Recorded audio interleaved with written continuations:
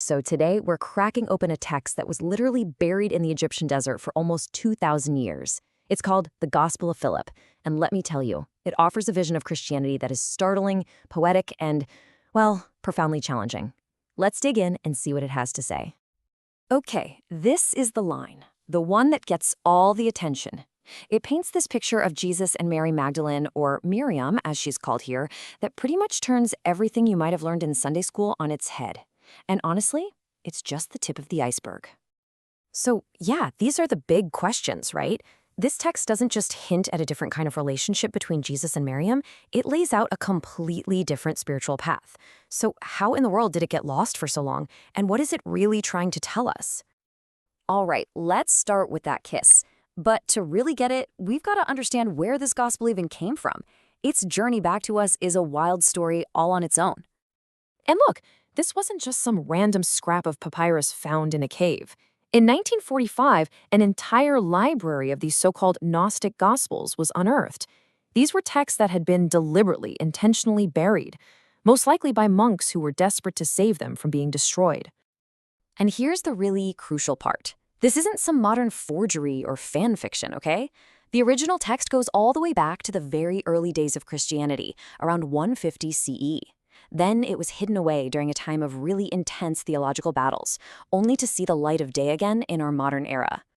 So you gotta understand, the Gospel of Philip isn't alone. It's part of this whole family of texts that were, well, left out of the Bible. The question that hangs over all of them is, why? What made them so different, maybe even so dangerous to some people? Now, what's really interesting about this is the analogy you can use here. Think of it like this. The Gospels, Matthew, Mark, Luke, and John, they're like the conscious mind of early Christianity. It's the official, approved story. The Gospel of Philip, then, and others like it, they're the unconscious, the hidden, repressed, maybe even forbidden ideas that got pushed way, way underground. Okay, so with that context, let's circle back to the kiss. Because in the world of this gospel, it is not about romance the way we think of it today.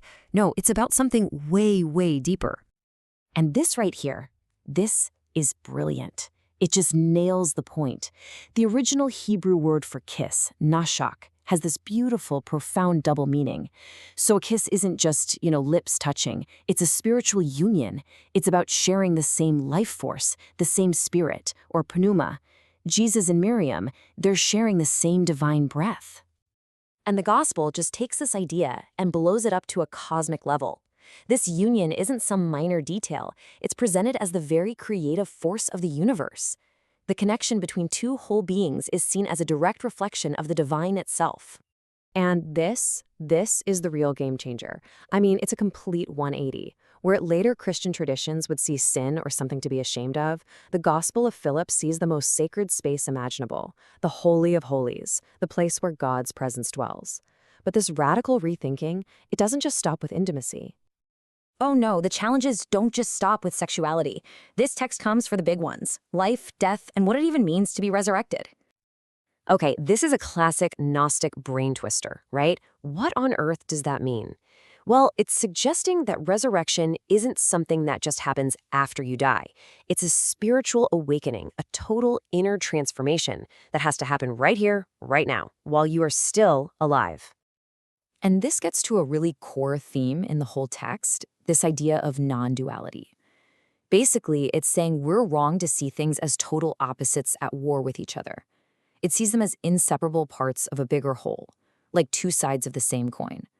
The goal isn't to get rid of the darkness, but to find wisdom and balance within the whole messy picture.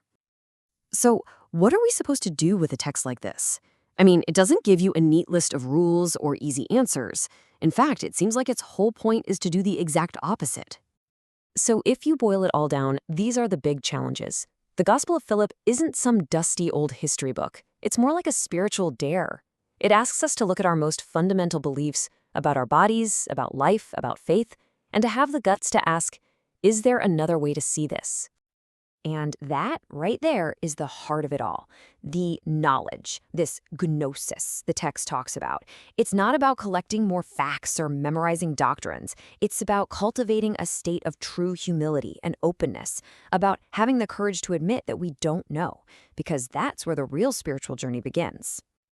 And that's really the thought I want to leave you with. For almost 2,000 years, this incredible text lay hidden, carrying a message that challenges the very idea that faith is all about having fixed certain answers.